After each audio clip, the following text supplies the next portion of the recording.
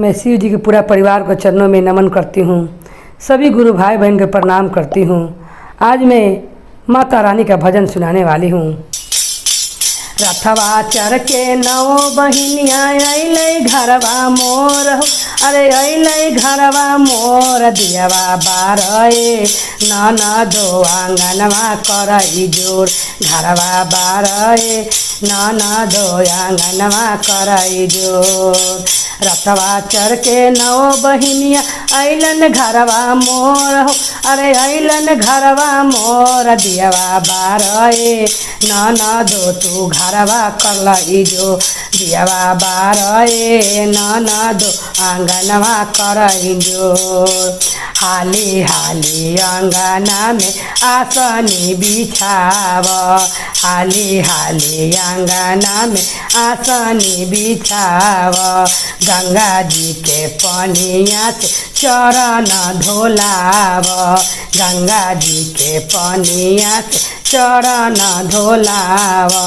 नवो महारानिया खुश भैली, नवो महारानिया खुश भैली अइली घरवा मोर हो, अरे अइली घरवा मोर दियवा बारए ननदो आंगनवा करलई जोड़, दियवा बारए ननदो तू घरवा करलई जोड़।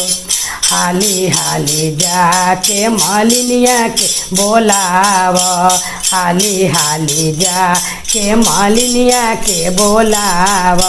मालिना घरवा से हारवा मंगाल, मालिना घरवा से हारवा मंगाल। हरवा पहिन के नवो मैया, हरवा पहिन के नवो मैया भैली खूबे खुश हो, अरे भैली खूबे खुश दियवा बारए ननदो आंगनवा करलई जो, दियवा बारए ननदो तू घरवा करलई जो। हाँ कल पिया चल देख नवो मैया अइली, हाँ कल पिया चल देख नवो मैया अइली। बेनिया डोलाव चरण दबाव, बेनिया डोला चरण दबाव। पनिया पियाव मोर, अरे पनिया पियाव मोर दियवा बारए ननदो आंगनवा करलई जोड़, दियवा बारए ननदो आंगनवा करलई जोड़। नवो बहिनिया रथ पर चढ़ के अइलन घरवा मोर, अरे अइलन घरवा मोर दियवा बारए ननदो आंगनवा करलई जोड़, दियवा बारए ननदो तू घरवा करलई जोड़। हाँ कल पिया चल मैया सेवका घरे अइली, हाँ कल पिया चल मैया सेवका घरे अइली। सेवका के मनसा मैया सबेरे पुरवली, भगता के मनसा मैया सबेरे पुरवली। पनिया पियाल चरण दबाल, पनिया पियाल चरण दबाल। खुश होई है मैया हो, अरे खुश होई है मैया दियवा बारए ननदो आंगनवा करलई जो, दियवा बारए ननदो तू घरवा करलई जो। रथवा चढ़ के नवो बहिनिया, रथवा चढ़ के नवो बहिनिया अइलन घरवा मोर हो, अरे अइलन घरवा मोर दियवा बारए ननदो तू घरवा करलई जोड़, दियवा बारए ननदो तू घरवा करलई जोड़। हाली हाली जाके बजवा के बोलाव, हाली हाली जाके पन्हरिया के बोलाव। मैया जुकुट जाके चुंदरी ले आव, मैया जुकुट जाके बीरावा बनाव।